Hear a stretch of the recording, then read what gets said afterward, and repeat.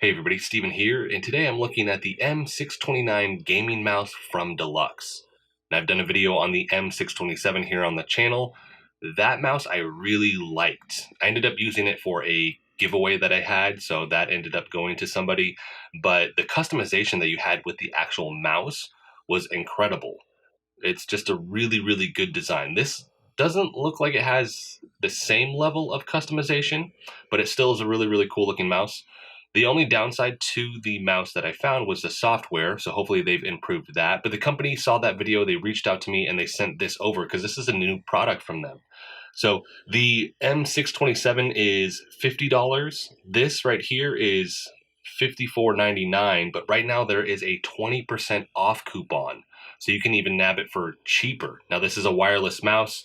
Just looking on here, says lightweight DIY mouse, 7 programmable buttons, free control, flexible and changeable in weight.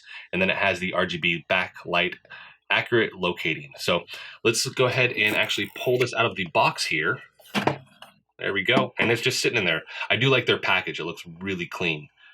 So this is the mouse. Has the Omron switches, I believe. Sounds good.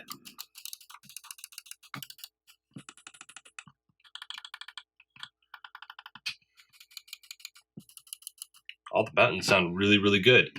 I think this is only for right hand, though. I don't think this is an ambidextrous mouse, just looking at the other side here. But then we have our other kind of back plate, the bottom here, if you wanted to switch this out. Usually this works off magnets. Yep. And then here's our dongle underneath that. So there's your USB dongle. Like I said, wireless mouse here. We have our 2 lights there. And then in the front, this will all illuminate. So how would this, it just, whoa, yep. And I do like the fact that they use these magnets, just work really good. Just pop that thing off and boom. We have our skates on the bottom, 1, 2, 3, 4, 5. Same thing here, right? We have the 3. We have our on-off switch, and then we have our optical part right there. Yeah, this looks really good. Mouse is decent. It's not the smoothest I've used. But let's see what else we have in the box. Yes, a really nice braided cable. This is USB Type-C. I like to see that. And I like the feel of these. I don't like the ones that are just the really thick rubber coated ones. They don't flex as good. So I like when they have these. They flex really good. And then we have our user manual right here. Now on the back of the box is going to tell us about this. So I'm curious to see, just peeling this off. So it seems like, is this the weight adjustment here, or do we get to remove more parts? Let's just double check just in case. Because the other one, I mean, everything, you moved a lot with it. I think it's just these, right? Yeah. So lightweight, flexible, changeable in weight, 5G optical engine, ergonomic design, 7 programmable buttons. The switch is the Omron with 20 million cycles. DPI, it says 5 gears memorable adjustment. So I think it's just saying like, hey, it has 5 different settings that you can have. Polling rate 125, 250, 500, and 1000 hertz. It does work with Mac and Windows.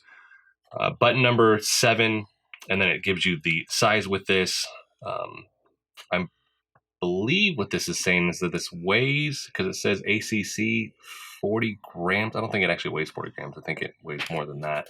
It is a lighter mouse with this, but it goes up to 16,000 DPI with this.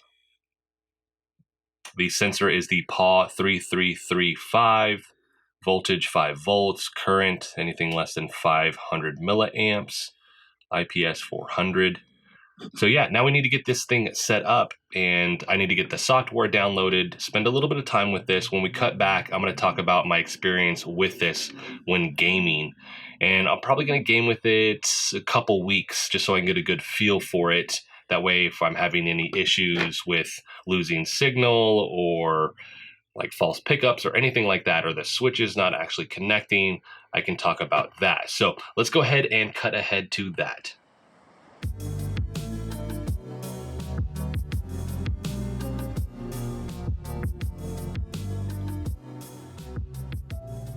So after spending roughly 2 weeks with the M629, I can say it's a pretty solid mouse. Setup was easy as I just plugged the USB receiver in and then downloaded the software off their website.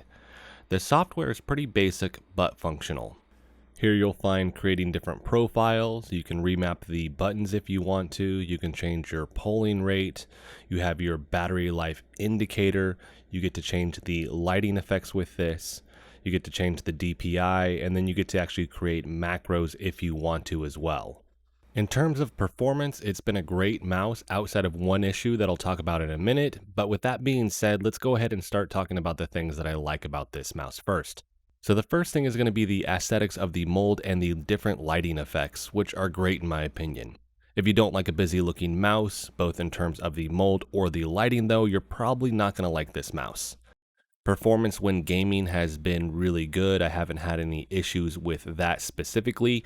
Playing games like Doom Eternal or Destiny 2 where there's more fast motion, it's been able to keep up. And then playing slower games like Subnautica Below Zero or Satisfactory, it works really well with that as well. It's easy to cycle through your DPI settings with this, and just overall it's felt really, really solid with that. I like the two different options for the end plates, and technically you can actually leave those off if you want to because they affect the weight, and I'll make sure an image pops up showcasing that. But for me, having the end plate completely off just feels weird, and it doesn't slide as good since you'll be missing some of the end plate skis. The lighting effects are really good, and there are plenty of options, which I'll make sure that those actually pop up so you can see what they look like, mainly with the front strip. There are a lot of options with this that ironically I don't see with other well-known brands, which is interesting because sometimes you'll only have 4 different options, but this has a lot more. So I'm excited to actually see this. And it shows off well with the RGB strip on the front and the different spots on the mouse that have that lighting. Next, I like the feel of the buttons on this. It just has a good clicking sensation with all of the buttons outside of the scroll wheel when you actually scroll it. Now the click with that feels good, but the scroll, not my most favorite part of this, but it's still functional, but the click of all the buttons outside of that feel really, really good. And lastly, the USB Type-C charging cable is solid like I mentioned earlier, and I always like the braided sleeve versus the rubber ones because they move better in my opinion.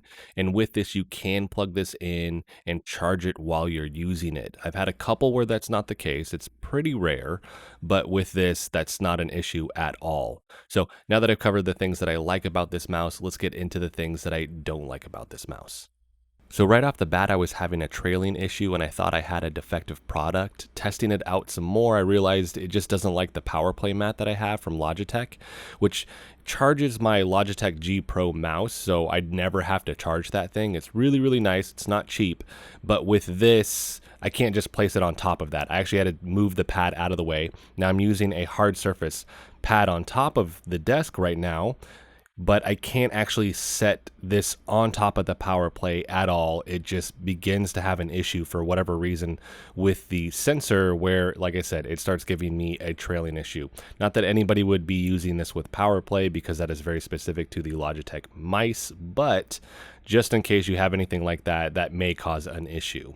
Now, since then, it hasn't been a problem outside of one instance, which is replaying video off of my SD card to check footage when I'm looking at my B-roll. I don't know what it is, but the mouse starts to actually stutter as if the reception for it's bad. It seems to be only then. Like replaying video on the PC that's actually on the PC doesn't cause an issue. It doesn't happen in game, so I'm not quite sure what it is.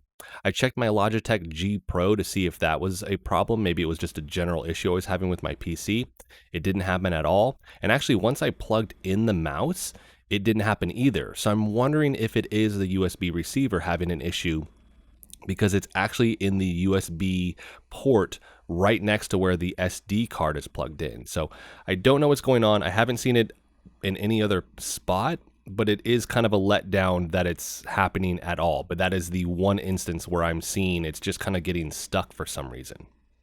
Now I've seen comments on my previous video about this, and I've seen them on the Amazon listing for this where people are having issue with the sensor. It just makes me a little bit worried that down the road it may potentially be an issue. But like I said, outside of this, I haven't seen it in game at all, or when I'm editing videos, when I'm just generally using the PC or anything like that. But it is of a little bit of concern with this where I'm seeing any type of issue at all. Next, the software just needs some work. Yes, it's functional, but overall I think it could be better in terms of its overall look and structure. And the software is kind of hard to track down, and it shouldn't be that hard at all. You have to kind of sort through this whole list on their website until you find your specific product. And lastly, the battery. So with the light on at a single charge, it could last for up to 15 hours. With the lights off on a single charge, it could last 30 hours.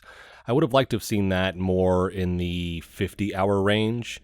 50 hours for the lights being off, 30 hours with the lights on, just a slightly bigger battery because this has a 500 milliamp battery. Now there's a lot of lighting on this compared to other mice that I've used, but it would have been nice if it was just a little bit greater in terms of the capacity because you don't want to charge this every couple days. That's just a pain. So that's going to wrap this video up. I think overall for the price, this is a good option for someone not looking to break the bank on a mouse, but still wants that gamer look and RGB lighting, all while being wireless. Hopefully this video helps you weigh out the pros and cons on this mouse, but I will say the discount right now helps with the choice, as 25% off is a good deal. I'll have links for the M627 and the M629 in the description if you want to pick it up for yourself. If there's anything I didn't cover in the video that you want me to answer for you, let me know in the comment section. If you like the video, hit the like button for me. If you want to continue to follow along with all my content, hit the subscribe button for me, and I'll see you in the next video.